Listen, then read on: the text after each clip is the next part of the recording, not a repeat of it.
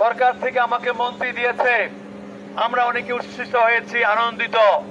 কিন্তু এই উচ্ছ্বসিত আনন্দিত হয়ে আমাদেরকে একটা চিন্তা মাথায় রাখতে হবে, ক্ষমতা কিন্তু চিরস্থায়ী নয়।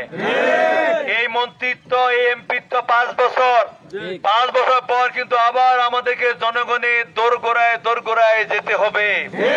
কাজে আমরা এমন কোন কর্মকাণ্ড, এমন কোন কাজ করব না 5 বছর পর জনগণের সামনে গেলে আমাদের প্রশ্নের সম্মুখীন হতে হয়।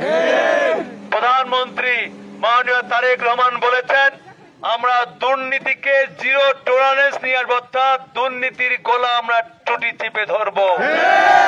সেই ক্ষেত্রে ব্যক্তি স্বার্থ চরিতার্থ করার জন্য বিচার সালিশ, জমি জায়গা দখল মকল, চাকরি বাকরি, ব্যবসা বাণিজ্য, বিভিন্ন ক্ষেত্রে আমি যেন আমার এই এলাকার নেতা কর্মীর বিরুদ্ধে কোনো অভিযোগ না পাই।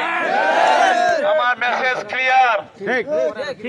তারেক রহমান বলেছেন, প্রধানমন্ত্রী বলেছেন, কোন ব্যক্তি এবং আমাকে তোমার কোন আত্মীয় স্বজন, বন্ধু বান্ধব, কোন দলীয় নেতা কর্মীর মাধ্যমে যদি দলের ইমেজ ক্ষুণ্ণ হয়, তোমার ইমেজ ক্ষুণ্ণ হয়, বিনয়ের সঙ্গে তাকে বলবেন যে ভাই আপনি চলে যান। আপনার দায়িত্ব দল কখনোই বহন করবে না।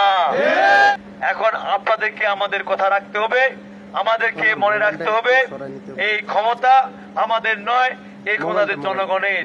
জনগণের সমর্থনে আজকে আমরা ক্ষমতা এসেছি। অতএব জনগণের স্বার্থ, জনগণের প্রয়োজনীয়তাকে আমাদের আগে সবচেয়ে গুরুত্ব দিতে হবে।